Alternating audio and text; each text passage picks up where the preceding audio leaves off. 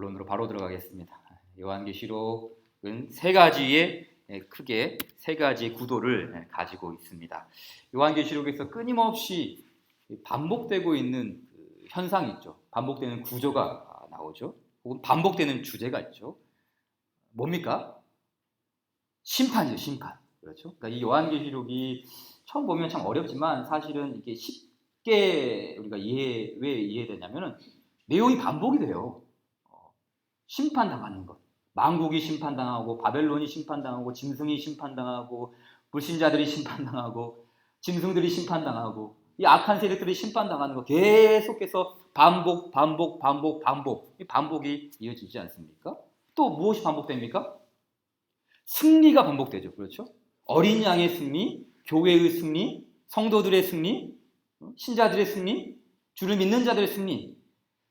한쪽에서는 심판, 하나님의 심판이 반복되고 또 한쪽에서는 승리가 반복이 되는 것이죠. 그래서 이 요한계시록의 말씀을 전하면서도 이 내용이 똑같아요. 성경 말씀이 설교 내용이 지난주 말씀이나 오늘 뭐 하는 설교 내용이나 그게 다 그거다. 왜냐하면 내용이 반복되기 때문이죠. 그래서 이 요한계시록의 세 가지 구도는 첫 번째는 악인들의 멸망이죠. 심판이죠. 심판. 그리고 두 번째는 방금 얘기했듯이 교회의 승리가 반복이 됩니다. 또 하나 이 악인들의 멸망과 그리고 교회의 승리 사이에 또 첨부된 말씀이 있는데 그것이 바로 삼위 하나님의 권고의 말씀, 권면의 말씀들이 이루어지지요. 자, 그럼 우리 하나씩 한번 또 우리가 복귀하면서 살펴보도록 하겠습니다. 악인들의 멸망. 자, 우리 성경을 좀 찾아보면서 같이 볼까요? 6장 가봅시다. 요한계시록 6장 10절 한번 같이 읽겠습니다. 요한계시록 6장 10절 시작. 큰 소리로 불러 이르되 거룩하고 참되신 대주제여 땅에 거하는 자들을 심판하여 우리 피를 갚아주지 아니하시기를 어느 때까지 하시려 하나이까 하니. 자, 죽임당한 성도들의 그 간구의 내용이 무엇입니까? 하나님께 호소하는 것이죠. 그렇죠? 땅에 거하는 자들을 심판하여 주시옵소서. 라는 것이죠. 하나님의 그 공의가, 하나님의 그 의로우신 바른 심판이 이 땅에 실현되기를 원하는 그 간구의 내용이지 않습니까? 이는 예수님께서 우리에게 가르쳐 주신 주기도, 주께서 가르쳐 주신 그 기도의 두 번째 내용과 흡사하죠. 우리 예전에도 한번 본 적이 있는데요. 하이델베르크 교리문답 보게 되면은 둘째 간구, 예수님께서 가르쳐 주신 하늘에 계신 우리 아버지여. 그 다음 두 번째 간구, 나라의 임하옵소서. 이 둘째 간구는 무엇입니까? 라고 질문하는데 우리 답 같이 한번 쭉 읽어볼까요? 시작. 나라의 임하옵소서로 이러한 간구입니다.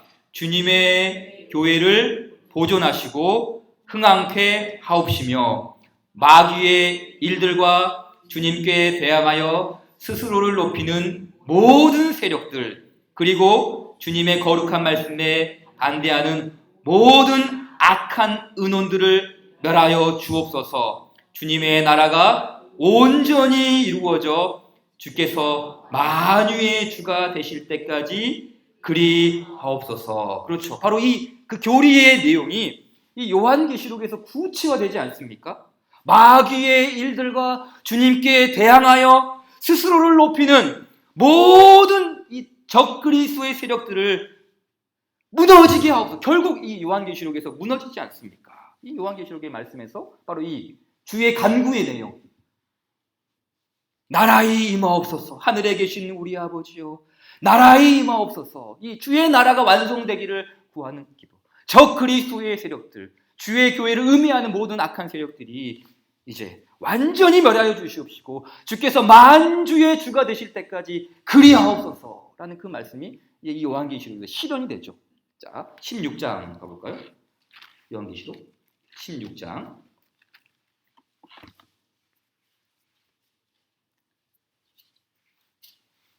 주의 공의가 실현되는 말씀입니다. 16장 5절 같이 읽겠습니다. 시작.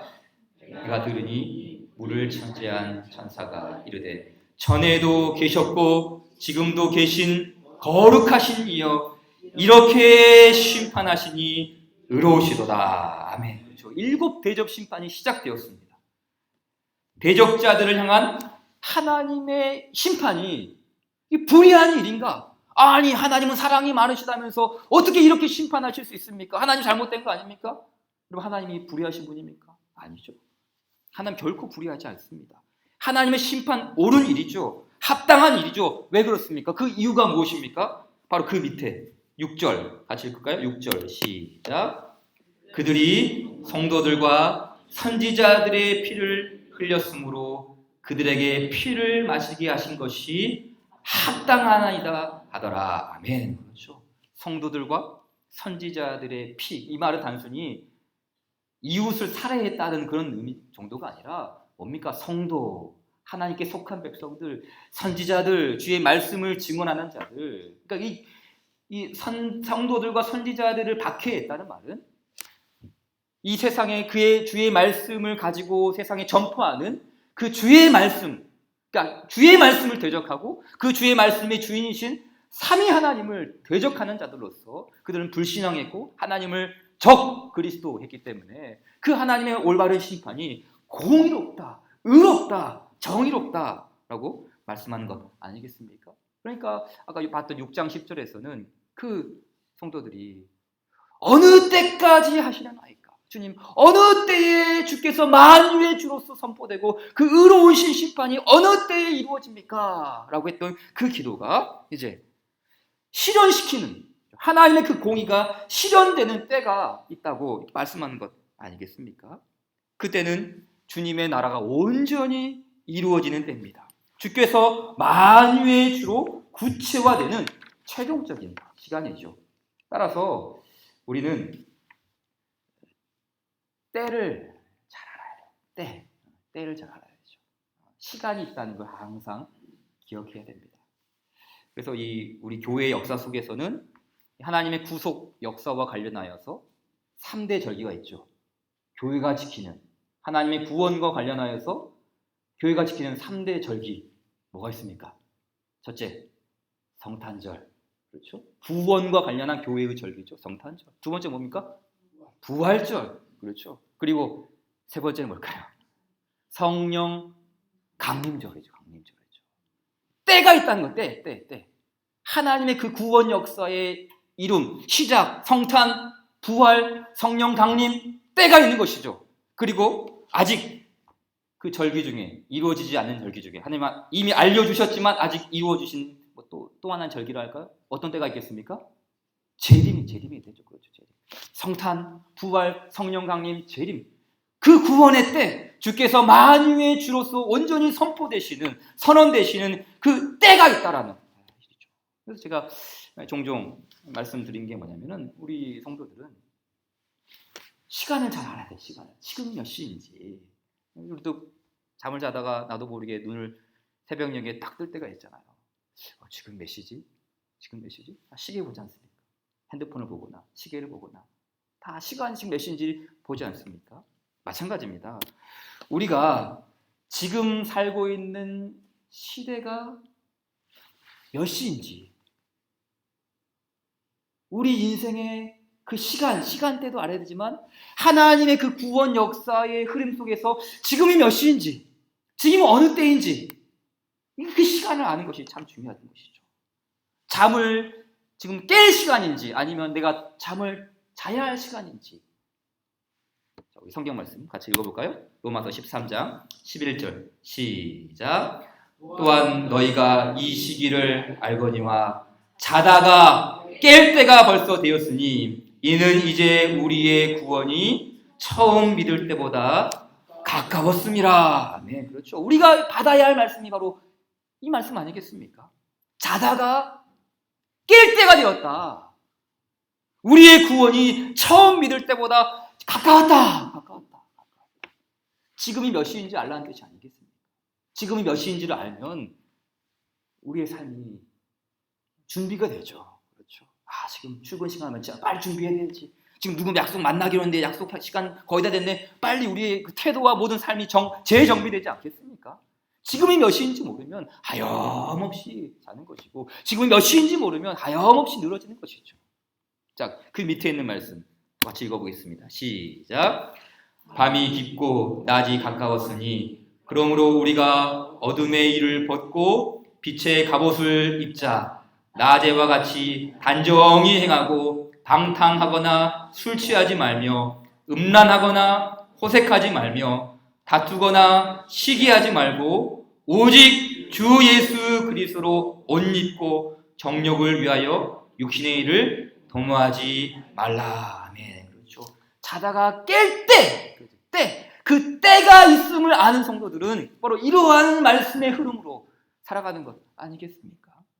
요한계시록 말씀 역시 뭘 강조합니까? 때, 시간, 지금이 어느 때인가, 지금이 몇 시인가. 특별히 이 하나님의 공의가 실현되는 때를 강조를 하죠. 요한계시록 11장 보겠습니다. 11장 18절 말씀. 11장 18절 읽읍시다. 시작. 이방들이 분노하며 주의 진노가 내려 죽은 자를 심판하시며 종 선지자들과 성도들과 또 작은 자든지 큰 자든지 주의 이름을 경외하는 자들에게 상 주시며 또 땅을 망하게 하는 자들을 멸망시키실 때로소이다 하더라. 역시 뭐가 있다고요? 때가 있는 거예요. 때가 있다. 그러니까 땅을 망하게 하는 자들을 멸망시킬 때가 있다. 심판의 때가 있다. 적 그리스도가 무너지는 때가 있다. 또 반면 어떤 때도 있습니까? 주의 이름을 경외하는 자들에게 상 주시는 때가 있다. 그 때가 있다는 것이죠. 주님의 말씀을 따르고 주의 증언을 움켜잡고 끝까지 충성하는 자들에게 상 주시는 때가 있고 복 주시는 때가 있고 은혜 주시는 때가 있고 반면에 그리스도를 대적하는 악한 자들에게 망하는 때가 있다. 그 시간. 여러분, 삼위 하나님께서 오매불망 기다리시는 때가 언제인지 아십니까? 당연히죠. 자신의 백성들에게 상 주시는 그때, 상 주시는 때. 하나님이 참도 죄인들이 돌아오기를 바라는 마음으로 인내하시면서 시간을 보면서 기다리시지만 결국에는 때가 있는 것이죠. 자신의 이름을 경외하는 자들에게 상 주시는 그 때가 있다. 그 때를 지금 주님 기다리고 있는 거 아니겠습니까? 그러니까 우리가 연말이 되면 연말 시상식 때 시즌이 오지 않습니까? 연말 시상, 연예 대상, 가요 대상, 연기 대상, 때가 있죠. 시상 때가 있죠. 그러나 우리는 그런 때를 기다리는 게 아니라 우리는 연말 시상식이 아니라 종말 시상식이죠. 종말. 하나님께서 그 구원의 때를 온전히 완성하실 때에 자신의 이름을 경외하는 자들에게 주시는 상 주시는 그 때가 지금 우리를 위해 기다리고 있는 것이고 하나님께서 그 때를 위해서 인내하고 계시는 것 아니겠습니까? 그래서 우리를 기다리고 있는 그 때는 아까 봤던 주께서 만유의 주로서 구체화되는 바로 그 시간의 때를 가리키는 것이죠. 따라서 이 요한계시록의 두 번째 구도가 자연스럽게 드러나죠. 첫 번째 구도가 악한 자들의 멸망이라면 두 번째 구도는 그 반대편에 있는 교회의 승리죠. 악한 자들의 멸망의 때가 있다는 반면 교회의 승리하는 때가 있다. 교회의 승리를 말씀하는 것 아니겠습니까? 이 교회와 성도들에게 최후 승리가 있다는 그 사실을 가르쳐 주죠. 자, 우리 요한계시록 1장 가봅시다. 1장 9절 말씀 같이 읽을까요? 1장 9절 시작. 나 요한은 너희의 형제요 예수의 환난과 나라와 참음에 동참하는 자라. 하나님의 말씀과 예수를 증언하였으므로 말미암아 밤모라 하는 섬에 있었더니. 자, 요한은 지금 어디에 있습니까? 밤모라는 섬에 유배됐죠. 그렇죠? 유배지입니다. 근데 이 말씀이 어떻게 보면 패배자의 모습 같아요. 그렇죠? 나 요한은 하나님의 말씀과 예수를 증언하였으므로 말미암아 밤모라는 섬에 갔다. 난 유배당했다. 나는 귀양 갔다. 패배자의 모습, 벌받은 자의 모습이 아닙니까? 그러나 예수의 증언을 가진 자들은 패배자의 모습이 아니죠. 겉으로 보기에는 패잔병의 모습 같아요. 겉으로 보기에는 심판받아서, 로마로부터 심판받아서, 황제로부터 징벌받아서 먼 귀양살이하는 것 같습니다. 겉으로 보이죠. 그러나 예수의 증언, 이 예수를 증언하는 자들은 오히려 패배자가 아니라 이게 뭡니까? 승리자의 모습으로 서죠. 그렇죠. 그 말씀이 어디 나옵니까? 12장, 요한계시록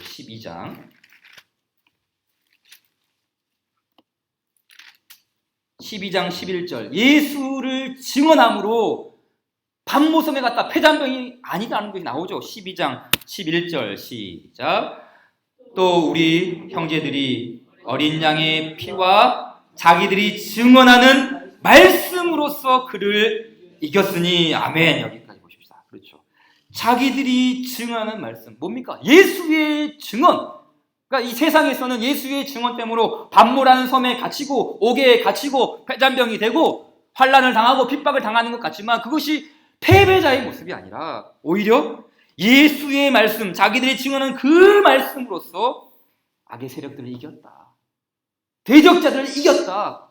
그 그리스도의 말씀이 승리자의 모습으로 선언되는 것 아니겠습니까? 그래서 성도들이 승리할 수 있었던 결정적인 요인이 무엇인가? 어린 양의 피, 어린 양의 피와 그리고 자기들이 증언하는 말씀, 그렇죠? 이 말씀, 인내의 말씀, 인내의 말씀. 그러니까 이 삼위 하나님의 구원 역사에 교회가 동참하는 것이죠.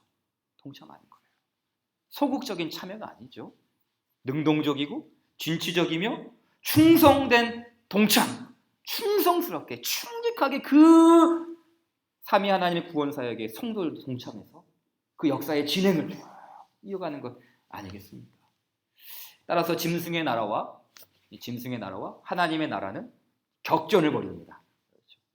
짐승의 나라, 적그리스도의 나라, 그리고 우리 하나님 아버지의 나라 격전을 벌입니다. 물론 이 적그리스도의 나라는 확보된 패배죠. 그렇죠. 확보된 패배죠. 결코 이길 수 없습니다. 그러니까 결코 이길 수 없으니까 이 악의 세력들이 더 발악을 한다 그러죠. 발악을 한다는 거. 어쩔 수 없으니까 발악을 하는 것이죠. 최후 발악이 나오죠. 12장 12절 봅시다.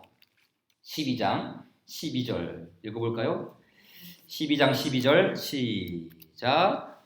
그러므로 하늘과 그 가운데에 거하는 자들은 즐거워라. 그러나 땅과 바다는 화 있을진저 이는 마귀가 자기의 때가 얼마 남질 않은 줄을 알았으므로 크게 분내어 너희에게 내려갔음이라 하더라. 그렇죠. 마귀의 때는 얼마 남지 않았어요. 이게 최후 패배가 실현된다는 그 시간을 마귀도 알고 있어요. 얼마 안 남았어요. 시간이 없어요. 멸망이 코앞에 다가왔어요. 그래서 뭐예요? 크게 발악하는 거예요. 어차피 우리는 끝났다. 어차피 우리는 죽었다. 우리는 최후 멸망이 보장됐다. 그러니까 마지막이라도 우리는 발악을 한번 해보자. 그래서 그 발악의 시절에 뭐합니까? 크게 분내어 교회를 향해 핍박질하는 것이죠. 크게 분내어 내려갔습니다. 하는 것이죠. 그래서 이 악의 세력들은 어떻게 합니까? 연합군을 조직합니다. 연합군을 조직을 하죠. 뭐 짐승, 음녀, 뭐 바벨론, 열왕, 우리가 구체적으로 그 세력들이 어떤 세력인지는 모르지만 분명히 아는 것은 이 악의 세력들이 다 하나님을 대적한다는 것이죠. 바벨론, 음녀, 뭐 큰 왕, 열왕, 열불 이런 악의 세력들이 적 그리스도의 나라가 하나님의 나라와 지금 새 대결을 벌입니다. 자, 그래서 어떤 일들을 벌이는가? 17장 13절을 봅시다. 17장 13절 같이 읽겠습니다. 17장 13절 시작. 그들이 한 뜻을 가지고 자기의 능력과 권세를 짐승에게 마귀 악의 세력들도 뭐예요? 뜻을 모아요. 뜻을 모아요. 우리 교회가 더 뜻을 잘 모아야 되겠죠. 마귀들도 악한 세력들도 뭐예요? 뜻을 모은다니까요. 그 목적이 뭡니까? 뜻을 모으는 목적이 뭐예요? 다른 게 아니죠. 어린 양과 싸우기 위해서. 그렇죠? 어린 양과 싸우기 위해서. 14절 나오죠? 자, 그들이 어린 양과 더불어 싸우려 한다. 그렇죠. 그러니까 13절에서는 그들이 뜻을 모았어요. 근데 그 뜻을 모은, 악한 뜻을 모은 이유가 뭔가? 어린 양과 더불어 싸우겠다라는 것이죠. 어린 양과 싸우기 위해서 그들은 뜻을 모았습니다. 이 최후의 발악을 위해서 끌어모을 수 있는 힘, 병력, 병기, 능력, 무기, 이거 다 끌어모았어요. 뜻을 모았다니까요. 하지만 이런 군대를 조합했지만 어린 양을 이깁니까? 어린 양! 그러니까 우습게 보이지만 어린 양을 이깁니까? 못 이깁니다. 왜 못 이깁니까? 어린 양은 진짜 실제 어린 양이 아니라 그 어린 양은 뭘로 고백이 됩니까? 어린 양은 만주의 주, 만왕의 왕이시다. 이 호칭이 사실은 누구에게만 돌려지는 호칭입니까? 성부 하나님께만 돌려지는 말이죠. 그런데 어린 양이 세상이 보기에는 이거 무슨 힘이 있겠냐? 십자가에 못 박혀 죽었는데 이게 무슨 능력이 있냐? 그게 아니라는 것이죠. 그 어린 양은 만주의 주이시오 만왕의 왕이시니 그 악의 세력들이 아무리 뜻을 모은다 할지라도 결코 이길 수 없다. 결코 이길 수 없다. 동시에 어린 양도 이기지만 또한 누구도 이깁니까? 그와 함께 있는 자들. 이 말씀이 참 중요해요. 어린 양이 이기지만 동시에 그와 함께 있는 자들. 그와 함께 있는 자들. 이게 뭡니까? 이 전쟁에 참여하는 자들이라는 거예요. 이 영적인 전쟁에 멀찌감치 떨어져서 하나님 다 알아서 하세요. 우리는 뒷짐지고 구경하고 있겠습니다. 그게 아니라 그 짐승의 전쟁에 우리도 어린 양과 함께 참여해서 어린 양과 함께 인내하고 충정하고 우리는 어린 양과 함께 거기에 동참함으로써 그 싸움에 참여하는 성도들도 이긴다. 그러니까 이 능동적인 이 참여를 말하는 것 아니겠습니까? 따라서 이 어린 양의 인내에 동참하는 자, 십자가의 승리에 참여하는 자, 예수의 환난과 나라와 참음에 뜻을 모으는 자, 그렇죠? 적의 세력들도 뜻을 모았는데 주 예수님의 교회도 뜻을 모으는 것이죠. 예수님의 뜻에, 삼위 하나님의 뜻에 함께 뜻을 모아서 이 뜻을 모은 악의 세력들과 우리도 뜻을 모아서 함께 싸워나가는 것. 뜻을 모으는 게 참 중요하죠. 이러한 뜻 모음, 동참, 함께함이 바로 승리의 근원이 되는 것이죠. 승리에 참여하는 것이죠. 단순히 예수님의 승리가 내 승리입니다. 이 정도로 구현되는 게 아니라 우리가 거기에 직접 참여함으로써 그 승리에도 참여하는 승리자로 설 수 있는 것 아니겠습니까? 그럼 반면 이 적그리스도에 함께 뜻모음, 처음엔 잘 모았어. 힘을 잘 모았습니다. 우리도 한번 해보자. 힘 모아보자. 어린 양을 대적하기 위해서 뜻을 모아보자. 단결했어요. 오래 갑니까? 이 연합전선이 오래 갔습니까? 오래 안 가죠. 자, 볼까요? 17장 16절 보겠습니다. 17장 16절 같이 읽겠습니다. 시작. 내가 본 바 이 열불과 짐승은 음녀를 미워하여 망하게 하고 벌거벗게 하고 그의 살을 먹고 불로 아주 사르리라. 자, 보세요. 처음에는 뜻을 합했어요. 그렇죠? 처음에는 한 뜻은 음녀, 짐승 뜻을 모았다니까요.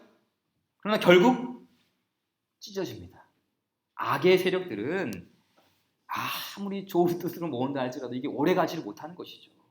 이게 뭡니까? 일종의 분열, 내란이 일어나는 것이죠. 제가 몇 주 전에 이야기했듯이 우상의 특징이 뭐라고 했는지 아십니까? 우상의 특징? 이 우상의 특징은 다른 게 아닙니다. 자기를 따르는 자들을 반드시 망하게 해요.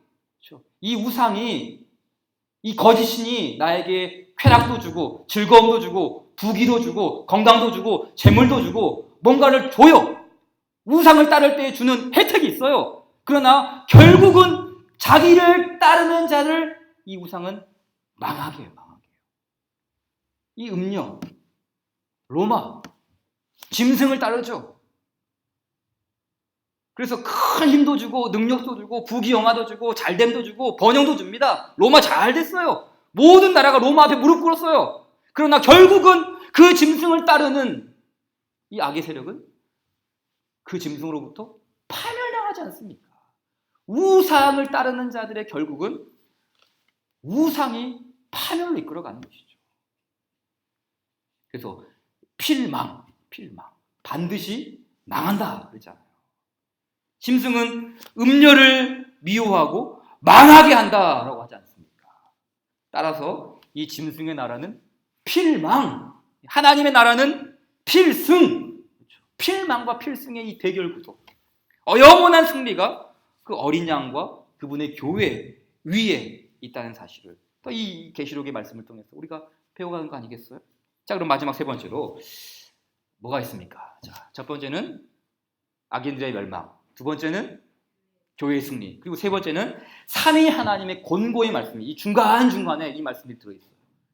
우리가 보면은 그럼 악인들은 멸망하고 교회는 승리하니까 우리가 뭐 해야 할 일이 뭐가 있는가라고 생각할 수가 있겠죠. 근데 그 중간중간에 하나님께서 권고의 말씀들을 주시죠. 자, 어떤 말씀이 있습니까? 오후 예배 시간에 참 그 주는 말씀이 좀 적합할 것 같아요. 16장 가보세요. 16장 15절 봅시다. 의도해서 이 말씀을 갖고 온 게 아니라 이 말씀이 나오죠. 16장 15절 같이 읽읍시다. 시작. 보라, 내가 도둑같이 오리니 누구든지 깨어 자기 옷을 지켜 벌거벗고 다니지 아니하며 자기의 부끄러움을 보이지 아니하는 자는 복이 있도다. 자, 이 말씀 속에서 깨어 있으라 그러죠. 자, 근데 여러분 이 말씀 좀 보세요. 이 말씀이 요한계시록의 말씀 속에서는 대부분 후반부에서는 거의 대부분 누가 이렇게 예언을 말합니까? 천사. 천사가 말을 하죠. 천사가 말을 이어갑니다. 그런데 이 15절 말씀은 혹시 그 예수님의 말씀이 빨간색으로 되신 그런 성경책이 있을 거예요. 그렇죠. 이게 검은색이 아니죠. 뭐로 되어 있습니까? 빨간색으로 되어 있어요. 그러니까 이 천사의 말이 쭉 이어지다가 갑자기 누가 끼어들었어요? 예수님이 끼어든 거예요. 예수님이 없었거든요. 앞뒤로 보세요. 예수님 말씀 잘 안 나오거든요. 그런데 16장 15절에 와서 명확하게 예수님께서 말씀을 하죠. 보라! 내가 도둑같이 오리니. 그럼 이런 말씀을 하실 분은 누구밖에 없습니까? 도둑같이 오리니? 예수님밖에 없죠. 근데 여러분 이상하지 않습니까? 갑자기 왜 예수님께서 여기에 내가 도둑같이 오리라 라고 말씀하셨을까요? 갑자기 쭉 천사의 증언이 이어지다가 갑자기 예수님께서 끼어들게 했거든요. 이게 무슨 말이겠습니까? 이 말씀이 중요하다는 것이죠. 예수님께서 뭐 할 일이 없어서 이 말씀을 하셨겠습니까? 중요하니까 지금 이 16장의 말씀 속에서 지금 이 15절 말씀이 중요하니까 빨간색으로 보라 내가 도둑같이 오리니 라고 말씀하는 거 아니겠어요? 자, 그럼 어떤 맥락에서 이 말씀하셨는가 볼까요? 14절 봅시다. 14절 이 적그리스도의 세력들이 연합 전선을 형성을 합니다. 같이 읽을까요? 14절 시작. 그들은 귀신의 영이라 이적을 행하여 온 천하 왕들에게 가서 하나님 곧 전능하신 이의 큰 날에 있을 전쟁을 위하여 그들을 모으더라 라고 했습니다. 자, 이 말씀은 확보된 패배라고 했죠. 이 악의 세력들. 그래서 전능하신 이의 큰 날 19장에 나오는 하나님의 큰 잔치 심판이 나는 거죠. 심판이. 확보된 심판, 확보된 패배입니다. 승리와 심판이 있는 큰 날입니다. 그래서 하나님의 뜻은 악한 세력들의 필망이죠. 그 하나님의 뜻이죠. 반드시 멸망합니다. 이러한 맥락 속에서 반드시 망할 것인데 바로 그 다음 절에 보라 내가 도둑같이 올 것이다. 이 말씀은 아무리 확보된 승리라 할지라도 확보된 멸망이라 할지라도 교회는 안일하게 반응해서는 안 된다는 뜻입니다. 그렇죠. 그러니까 이게 우리가 이거는 반드시 이긴다. 이거는 확보되었다. 그러면 자칫 마음에 이미 이기니까 이미 뭐 결과가 보장된 승리인데 우리 마음이 긴장성이 떨어질 가능성이 있거든요. 근데 바로 그때의 교회를 향해 주시는 말씀이 뭡니까? 보라! 내가 도둑같이 올 것이다.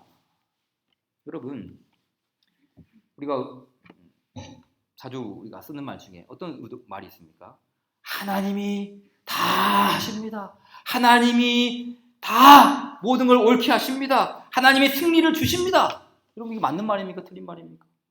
맞는 말이죠. 결코 하나도 틀리지 않았습니다. 옳은 말입니다. 하나님이 하시는 일이 맞죠. 그러나 내가 도둑같이 오리니 누구든지 깨어있어 라고 말씀하신 이유가 무엇이겠습니까?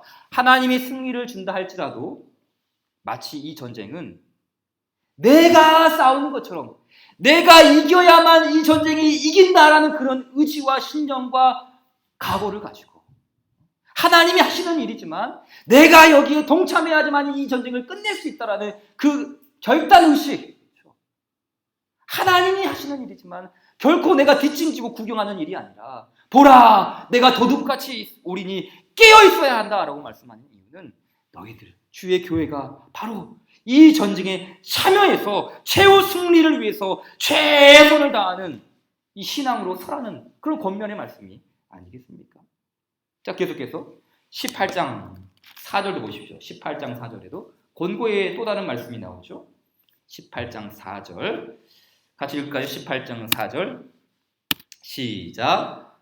또 내가 들으니 하늘로부터 다른 음성이 나서 이르되 내 백성아 거기서 나와 그의 죄에 참여하지 말고 그가 받을 재앙들을 받지 말라. 역시 앞에서 천사가 요한에게 말을 했습니다.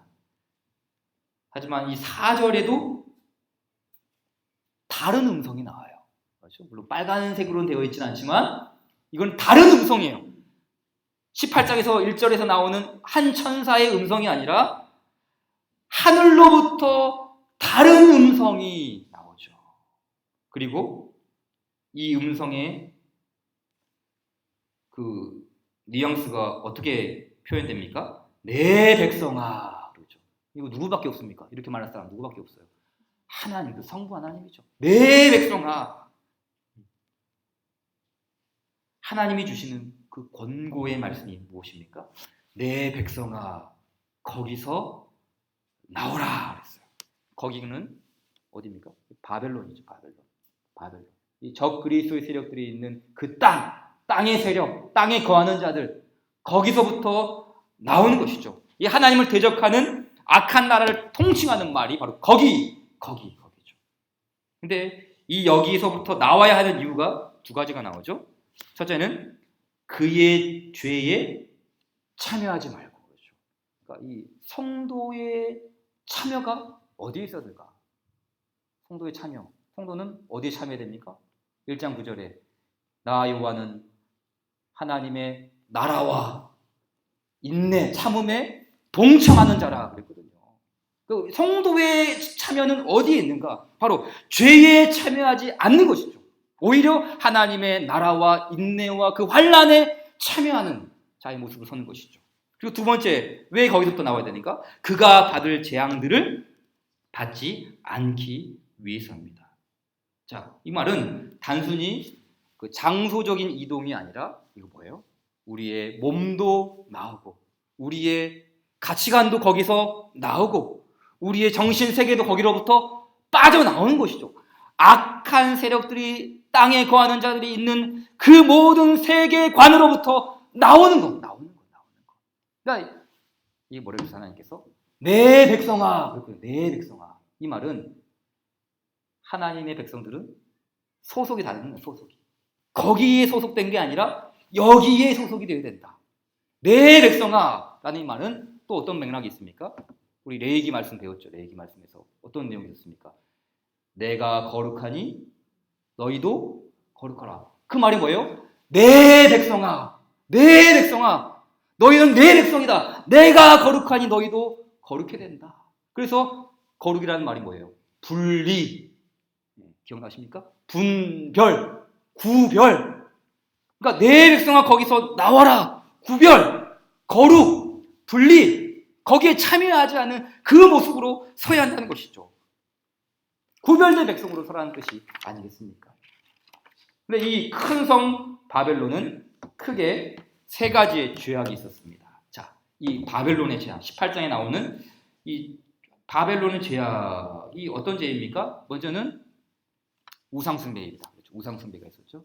계속해서 요한계시록에 반복되는 죄악의 모습은 우상숭배의 모습이고, 두 번째는 그 우상숭배와 관련된 음행의 모습들이 나오죠. 그리고 이제 세 번째가 독특한데요. 자, 어떤 죄악이 나오는가? 우리 18장 3절 말씀을 같이 읽겠습니다. 18장 3절. 여러분이 한번 찾아보십시오. 18장 3절의 죄악의 모습들. 시작.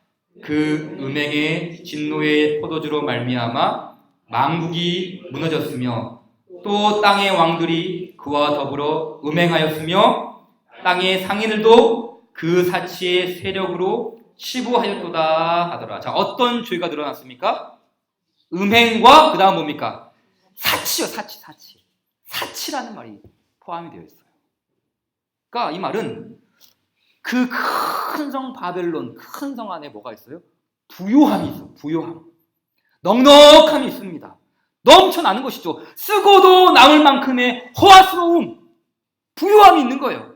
큰 성 바벨론의 이 모습, 그리고 이것과 동일한 또 다른 음녀의 모습도 보십시오. 17장 4절에 그 여자는 자줏빛과 붉은 빛 옷을 입고 금과 보석과 진주로 꾸미고 손에 금잔을 가졌는데,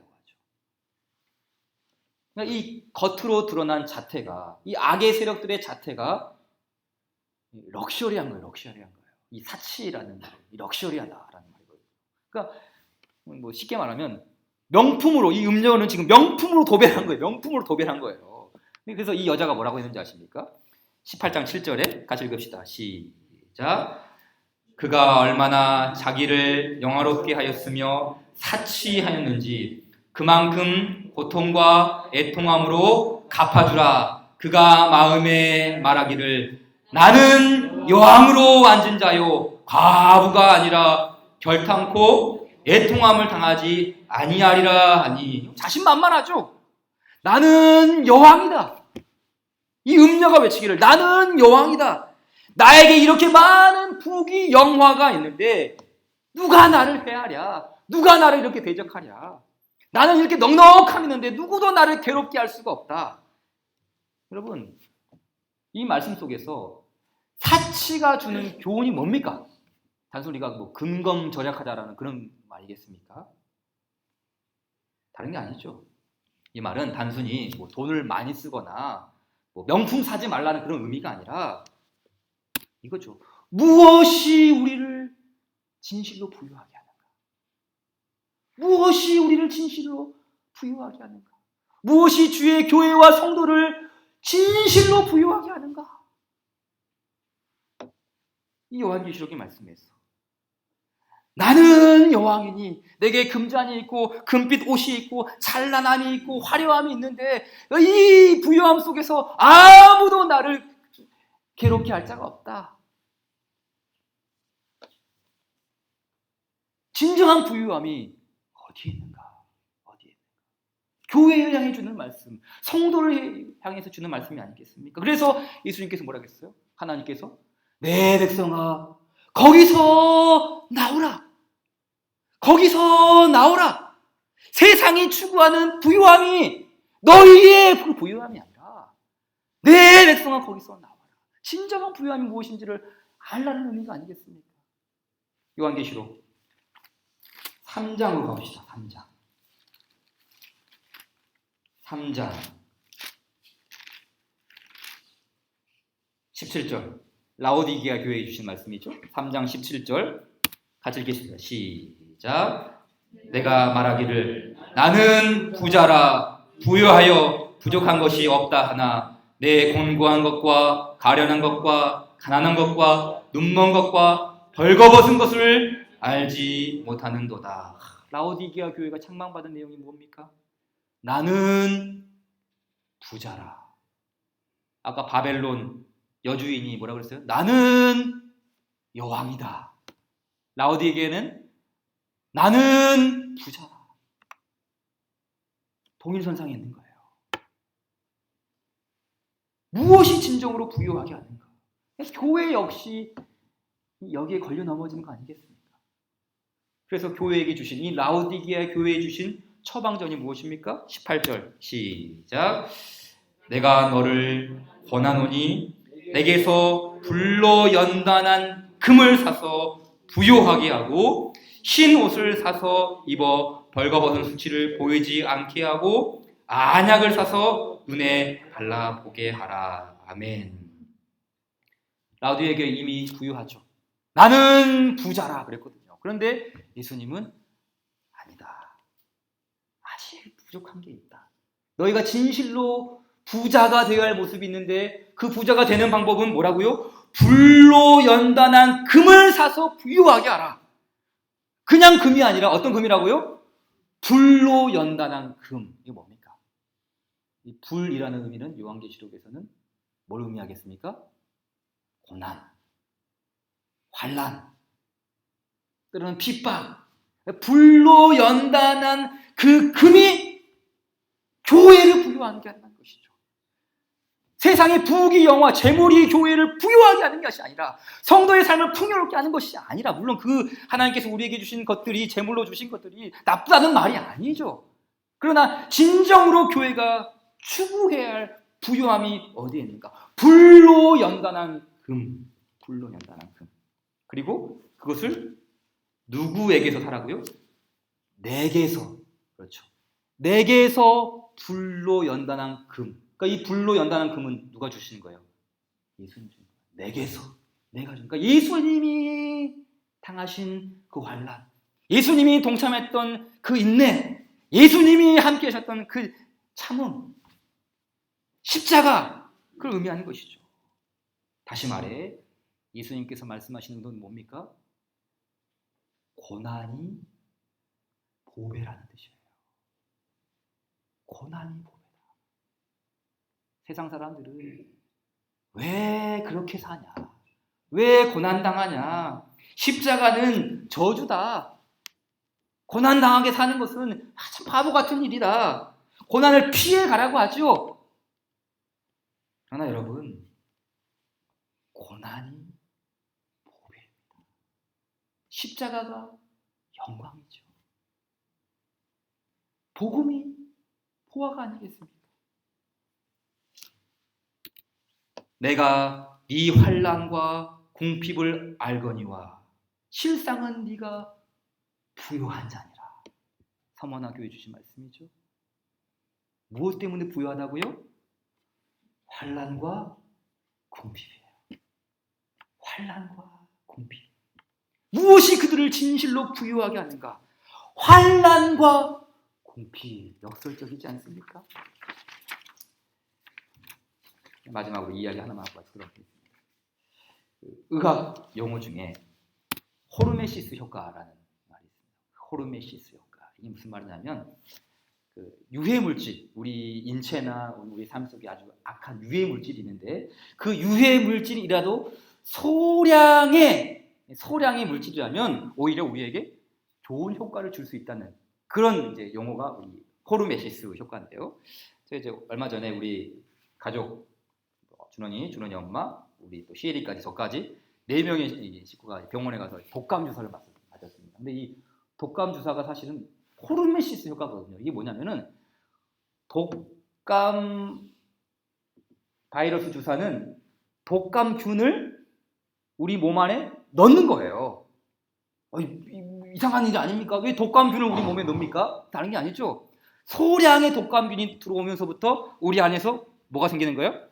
면역력이 발생하는 거예요. 소량이니까 면역이 백혈과 적혈과 이제 막 싸워서 이기는 것이죠. 그래서 호르메시스 효과가 비록 우리 몸속에 해로운 것이지만 유해 물질이지만 그것이 오히려 더 잘 되는 효과를 나타내는 오히려 좋은 효과를 줄 수 있다는 것, 그런 것 아니겠습니까? 또 이제 비슷한 말 중에 어떤 게 있냐면 우리 요즘 이제 자주 쓰는 말 중에 외상 후 스트레스, 외상 후 뭐 상해라는 그런 말 있지 않습니까? 요즘 뭐 우리 소방 공무원들이나 이런 좀 극악 뭡니까? 험악한 험지에서 일하시는 분들 어떤 일을 경험한 다음에 너무 힘들어서 외상 후 장애, 외상 후 스트레스 겪죠. 그런데 그런 말만 있는 게 아니에요. 어떤 말도 있냐면 외상 후 성장이라는 말도 있어요. 외상 후 성장이라는 용어도 써요. 이게 무슨 말이겠어요? 비록 그 어려운 일들을 경험하고 험지에서 아주 참 어려운 일을 경험했지만 오히려 그것이 자신의 도움이 되었고 자신의 어떤 그런 일을 뛰어넘는 일이 되어서 더욱 강한 영향력을 갖게 되었다는 말이 외상 후 성장이라는 것이죠. 그래서 이 호르메시스 효과라는 이런 말과 관련된 비유 중에 이런 말이 있어요.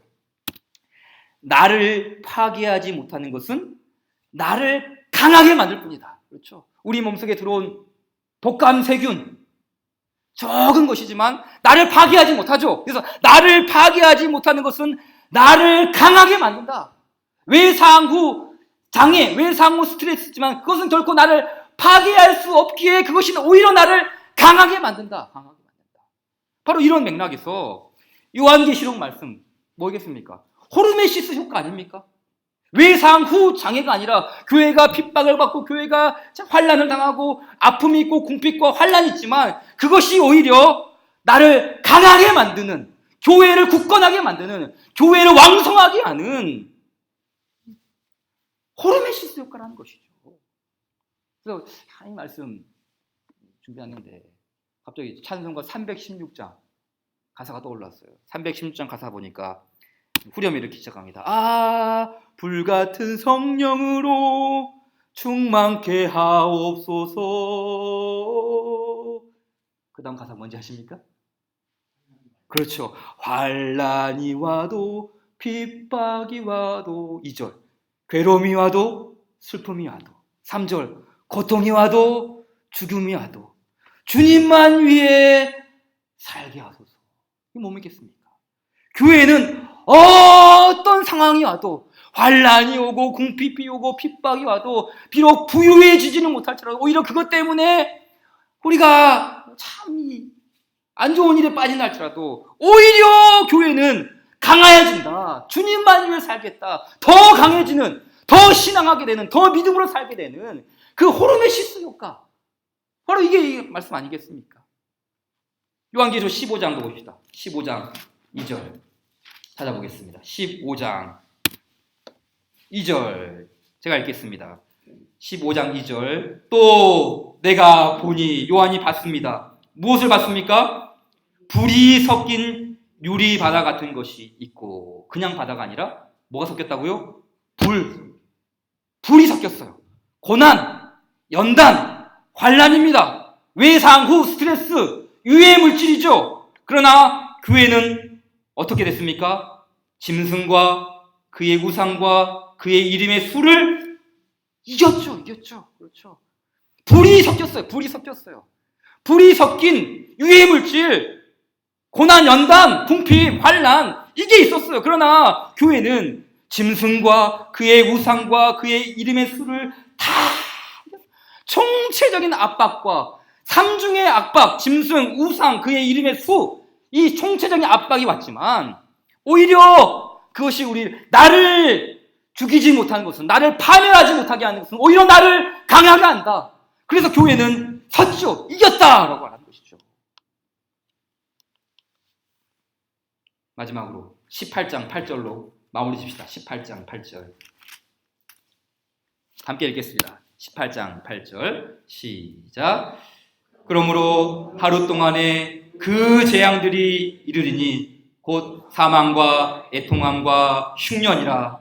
그가 또한 불에 살라지리니 그를 심판하시는 주 하나님은 강하신 자이심이라. 아멘. 주 하나님은 강하십니다. 그리고 그 주 하나님과 함께하는 교회 역시 강해지는 것이죠. 나를 파괴하지 못하는 것은 오히려 나를 강하게 한다. 교회를 파괴하지 못하는 것은 오히려 교회를 강하게 한다. 그 강하게 하는 그 근원.